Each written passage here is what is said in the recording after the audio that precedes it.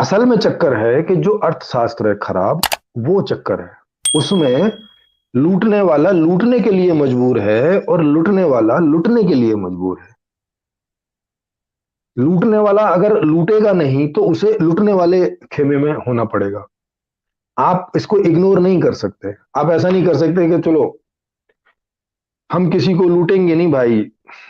हाँ तो ठीक है, आप नहीं लूटेंगे तो फिर आपको लूटना होगा। तो अगर अपने आप को लुटवाने के लिए तैयार हो तब फिर ठीक है, तो फिर आपको इस ग्रुप में आना होगा। तो या तो आप इस ग्रुप में रहेंगे या तो उस ग्रुप में रहेंगे, इससे बाहर नहीं हो सकते। देश में दो ही ग्रुप हैं, एक शोषण करने वालों का और एक शोषण जिनका हो रहा है उनका ग्रुप। तो आप अगर कोई बहुत धार्मिक रूप से अच्छी प्रवृत्ति के वगैरह वगैरह ऐसा कुछ आप अपने आप को समझते हैं और आप कहते हैं कि नहीं भाई भाई मैं शोषण नहीं करूंगा, तो फिर आपको शोषण करवाने वाले ग्रुप में आप ऑटोमेटिकली शिफ्ट हो जाओगे। ऐसा नहीं हो सकता कि मैं शोषण वाले ग्रुप में भी नहीं रहूंगा और मैं शोषण करने वाले ग्रुप में भी नहीं रहूंगा। ये पॉसिबल नहीं है, क्योंकि व्यवस्था जो होती है उसी में आपको कहीं ना कहीं फिट होना होगा, आप उसके बाहर नहीं रह सकते देश के अंदर रहते हुए। तो अगर आप एक को छोड़ते हैं तो दूसरा आपकी मजबूरी बन जाता है। तो अब आपको सरवाइव करने के लिए, अच्छे से जीने के लिए, आपका परिवार भी है, सब कुछ है, उनको जलाने के लिए आपको ये स्वीकार करना ही होगा कि भैया ठीक है मैं फिर थोड़ा शोषण कर लेता हूँ।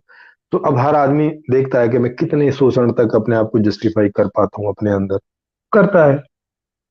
तो सबका अलग अलग लेवल है, उसी उसी हिसाब से ये पूरी एक सीक्वेंस बन जाती है कि 10% लोग शोषण करने की स्थिति में और 90% लोग शोषण शोषण करवाने वाली की स्थिति में, ये देश के अंदर हो जाती है। और यही स्थिति पूरे विश्व में बन जाती है कि 10% देश शोषण करने वाली लिस्ट में और 90% देश जिनका शोषण होगा उसकी लिस्ट में।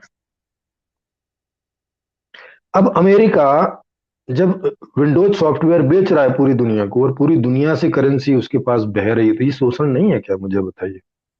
वो जो 7,000 10,000 में विंडो देता है भारत की करेंसी के हिसाब से, माने ऐसे समझो 100 125 डॉलर में, तो वो इसको और भी तो सस्ती दे सकता है। क्योंकि जितना उसका खर्चा हो रहा है, इनकम तो बहुत ज्यादा है ना उससे उसकी।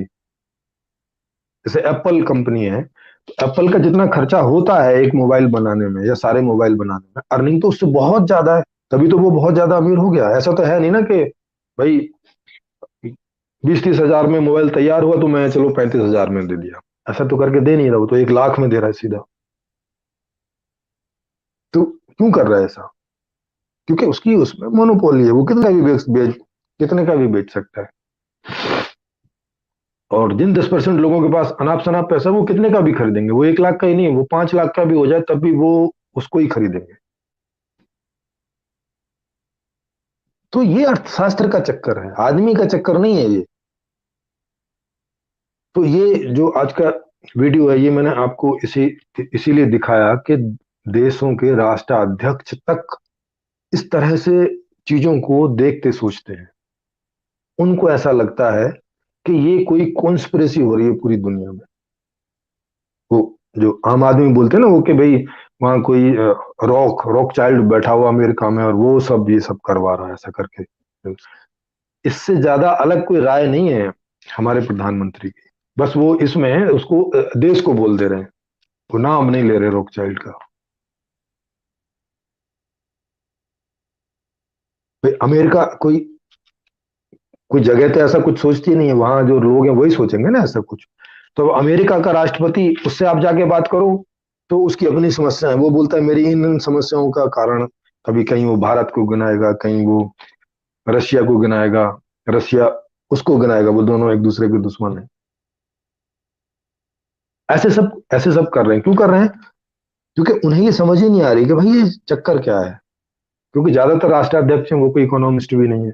इकोनॉमिस्ट को भी कोई इस तरह से देखने में चीजें आ नहीं रही हैं। इकोनॉमिस्ट के किन्हीं के हमें ऐसे कोई स्टेटमेंट नहीं मिल रहे कि वो कुछ इस तरह से अर्थशास्त्र को देख पाए या इस ढांचे को देख पाए। इस तरह से उनके कोई स्टेटमेंट आ नहीं रहे।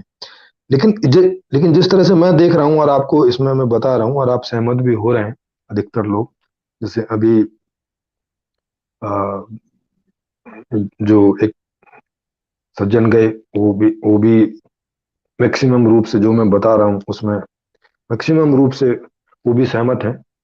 थोड़ी बहुत जो उनको कुछ है जो उनको लगता है कि जिससे वो सहमत नहीं है, या उन्हें ऐसा भी हो सकता है कि वो बात अभी बहुत खुल के समझ में नहीं आई है, क्योंकि बहुत ज्यादा मेरे उनके साथ इंटरेक्शन नहीं हुए हैं, थोड़े से इंटरेक्शन हुए हैं, और उस थोड़े से इंटरेक्शन में ही वो ज्यादातर बातों से सहमत है।